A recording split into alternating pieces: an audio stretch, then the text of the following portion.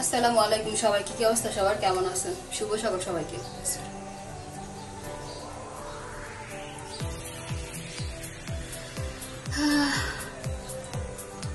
আজকা রং লাগাইছি, রং তেল দেই নেই রং। জামাই 2 মাস আগে একটা রঙের ডিব্বা কিনে আনছে, পরশুদিন খোঁচা মারছে। 2 মাস ধরে নাকি সে রঙের ডিব্বা কিনে আনছে, আমি সেই রং মারি না চুলের মধ্যে। এত আলসি আমি, মাইশেরে কি কম। এটা কিন্তু চা না ভাই, এটার মধ্যে আছে হলুদ, লবঙ্গ, আদা, তারপর কালো গোলমরিচের গুঁড়া। এটা খাইলে এই যে দেখেন না, আমার মুখে একটা ব্রণ নাই, ব্রণ হয় না, কোনো অ্যালার্জি হয় না শরীরের মধ্যে। ইভেন গ্যাস্ট্রিকের জন্য অনেক উপকার। আর হলুদ তো আমরা জানি আমাদের রংকে ফর্সা করার জন্য। যদিও আমি এখন ফিল্টার ইউজ করছি, আমি ফিল্টার ইউজ না করলে যেখানে রং টংটা বয়ে গেছে, যে রঙের ডিপা লাগাইছে না, এই রং বেড়ে গেছে।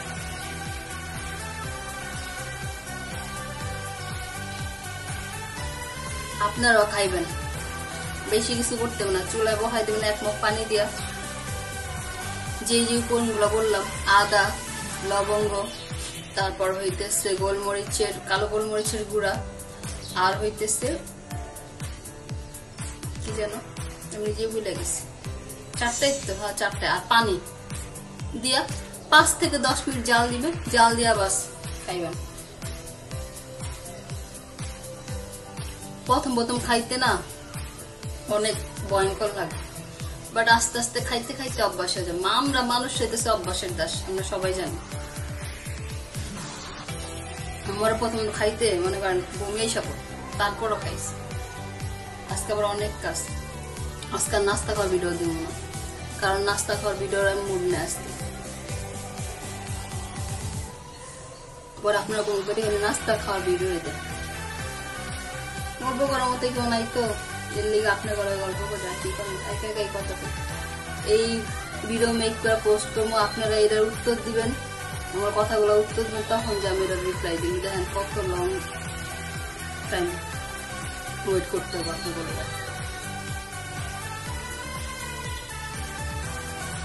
মাঝে মাঝে তরকারি লাগো লেগা বইয়া থাকি কখন এবার, আর যেদিন তরকারি লাগে না সেদিন সারা সকাল থেকে ডাকতে থাকবো তরকারি তরকারি তরকারি।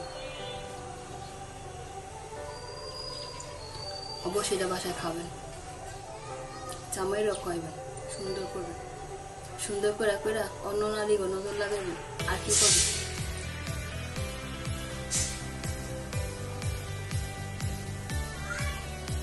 জীবনটা বড়ই কঠিন।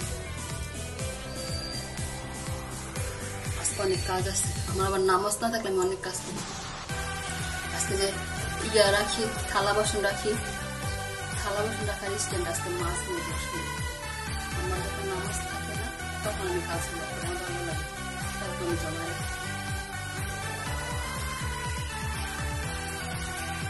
সবাই ভালো থাকবেন, সুখে থাকবেন, শান্তি থাকবেন।